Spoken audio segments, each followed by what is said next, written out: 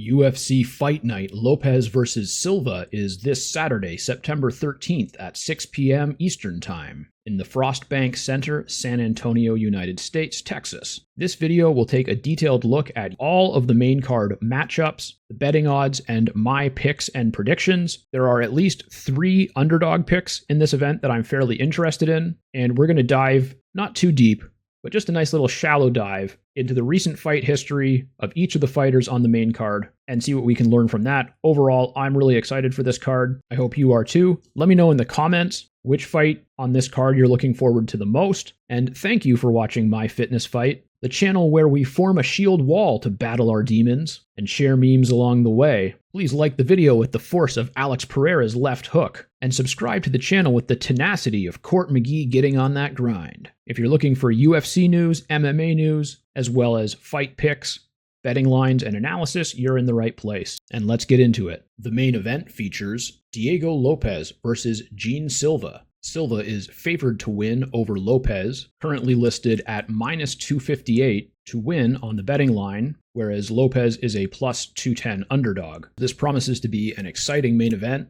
with Diego Lopes coming off a valiant loss to Alexander Volkanovski, which went the full 5 rounds to unanimous decision and earned both of them Fight of the Night honors at UFC 314. Lopes is known as a dangerous submission artist with a reputation for thrilling fights. Silva, on the other hand, is on a 13-fight win streak, which started back in 2018, 7 years ago, and the last 5 wins all came inside the UFC and all by finish. His most recent victory was on the UFC 314 card, where Lopes lost to Volkanovski, and on that card, Silva defeated Bryce Mitchell, who's also known as a very good grappler, by submission using the ninja choke, which, if I'm remembering correctly, is a no-arm darce, and it's a very powerful technique, but being able to lock that in an MMA fight against a guy as good as Bryce Mitchell is pretty rare. And before that, at UFC Fight Night 252, he won by TKO in the first round. At UFC on ESPN 59, he defeated Drew Dober by TKO in the 3rd round.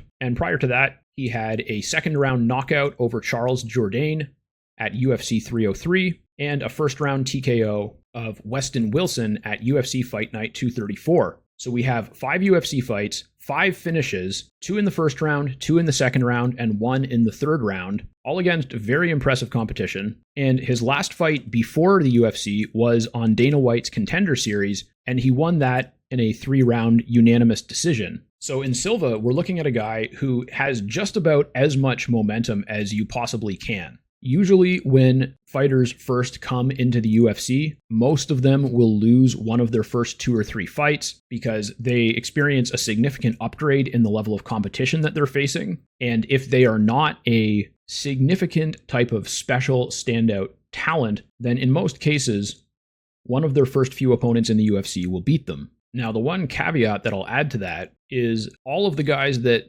Silva has beaten in the UFC so far have multiple other losses in their recent history. So even though these are definitely skilled guys with good levels of experience, and most of them are within 3 to 7 years of the same age as Silva, they're not guys who were like on undefeated streaks or anything like that. And it's going to be a very different challenge, I think, going up against Lopes, because for one thing, Lopes is currently ranked number 2 in the featherweight division. He just lost to the champion in Alexander Volkanovski, who's considered one of the all-time greats in that division. And prior to that, he had a 5-fight winning streak. So Lopes is someone who could be right back in title contention with 1 win, and he knows that. So I don't think any of the other guys that Silva fought have been nearly as hungry for a victory as Lopes is going to be. And both of these guys are known for being aggressive. So we could see this being a really awesome MMA grappling showdown and potentially even a fight of the night contender. But I'm really looking forward to this fight, and I'm looking at Diego Lopes as a pretty appealing underdog.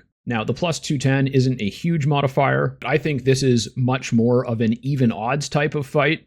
I think either of these guys can take it, and it's just going to depend on who has the better physical and mental preparation and who's the better fighter that night. So that's the kind of underdog that I definitely might consider. And Lopes recently posted this on Instagram, just showing himself showing up to San Antonio and getting ready for the event. And this is Silva's most recent post, just showing some training footage, and he definitely looks ready and hungry, so I can't wait for this fight to happen. The co-main event of this fight night will be Rob Font versus David Martinez. Font is a seasoned veteran with 22 wins and 8 losses. His last 2 fights were both victories by decision, and prior to that, he lost 2 fights, also both by decision. So he's going to be looking to make a statement with this fight in order to reinvigorate his career, I think. And Martinez is stepping in on late notice due to an injury to Raul Rosa Jr., who I know is something of a fan favorite. So Martinez will also likely be looking to make a statement in this fight. It's only his second UFC fight, and he won his first UFC fight earlier this year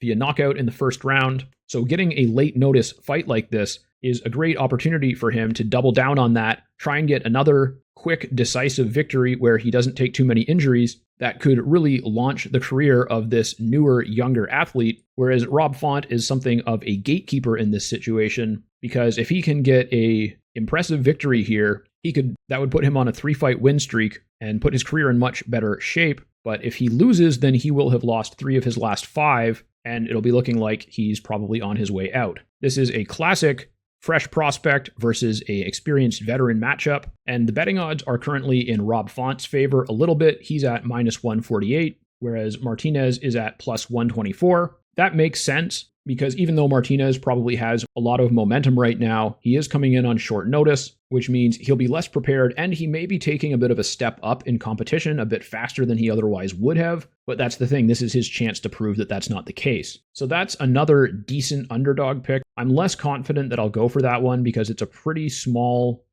underdog modifier at +124, but it's something that I'll definitely consider. The third fight from the top of the card is a lightweight bout between Rafa Garcia and Jared Gordon. Gordon is coming off a big first-round knockout win at UFC Fight Night 256, and before that, he lost a split decision and won a first-round TKO, whereas Garcia is coming off a unanimous decision victory from earlier this year and lost his last fight before that via TKO. So these guys are at a similar place in their career in that they've both won 2 of their last 3 inside the UFC. They both have 9 or more previous fights in the UFC, so you could certainly call both of them journeymen in the UFC's lightweight division, and neither of them are ranked in the top 10, so a really decisive victory here could potentially propel either of them into ranking contention. Jared Gordon is nicknamed Flash, and that may be related to the fact that he seems to start fast when he wins. He has a number of first-round KO and TKO victories, but it looks like he wins more than half of his fights that go to decision as well, whereas Garcia seems like he wins more frequently by decision, but he definitely has the ability to finish as well. So I think that this fight is going to be a war.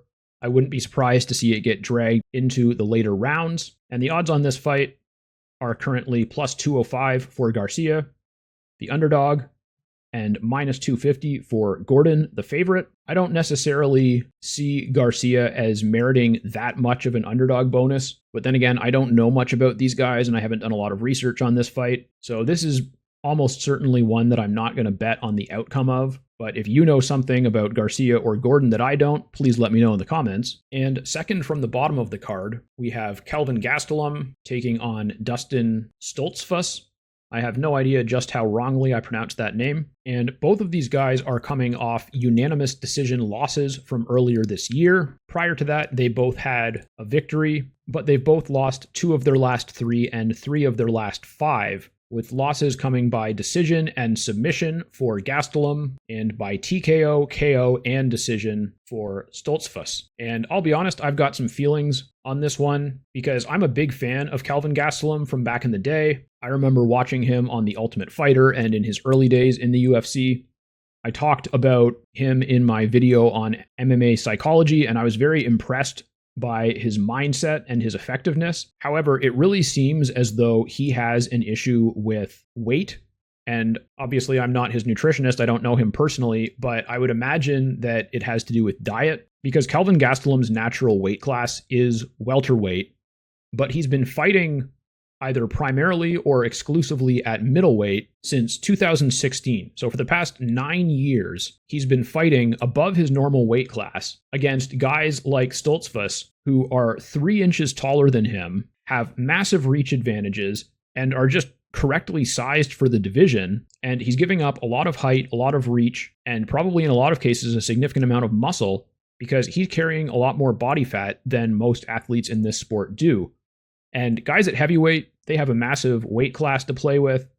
They can kind of get away with that. But when you're fighting at welterweight or middleweight, you have to be fairly cut in order to make sure that you're competing against fighters who are the same size as you, who belong in the same division as you. And I think that that has been Gastelum's problem. And it's a shame because he's such a talented fighter. He gave Israel Adesanya and Darren Till both a good run for their money.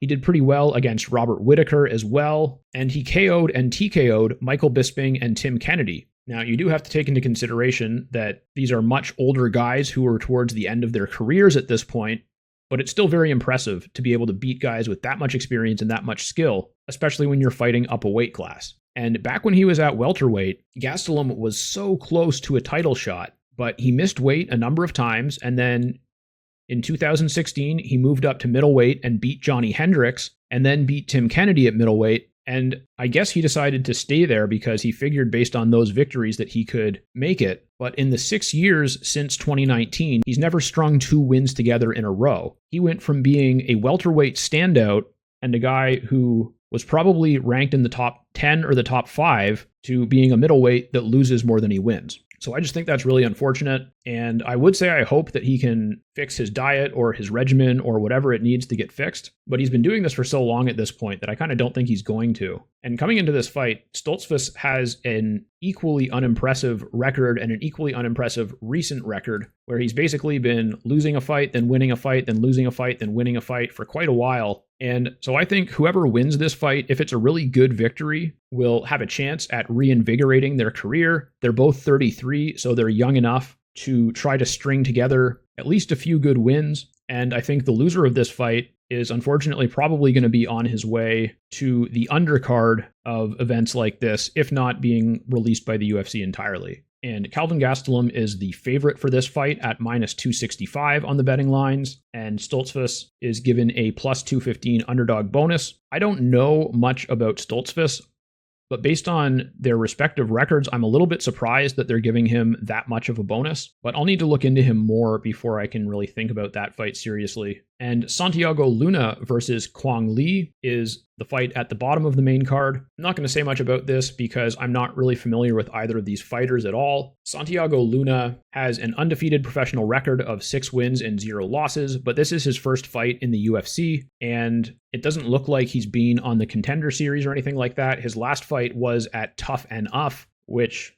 I don't think is a very high level of competition, whereas Kwang Lee has a professional record of 9-2 with 3 UFC fights in the last 2 years. The most recent was a victory in the second round by rear naked choke, and before that, he lost by KO and by unanimous decision. So neither of these guys has a very impressive record, but you have a much more experienced and older fighter in Kwang Lee, who is 33, compared to Santiago Luna, who is 21 years old. And from what I can see, this is basically going to be a experience versus youth matchup. And I don't really know anything about the skill level of either of these guys. I'm going to look into it a little bit, but I'm guessing there's probably not going to be a ton out there on them. And the betting line on this gives a plus 105 underdog to Kwang Lee and a minus 125 favorite to Santiago Luna. Now that's a very small underdog bonus, but it does tempt me to look into this fight a little bit because although Kwang Lee at 33 years old is significantly older, he's still not that old. He's still young enough that it's unlikely he's just going to be overwhelmed by a younger, stronger guy. So if I can do some decent research on these guys, maybe watch some tape on them and determine if they're a similar level of skill,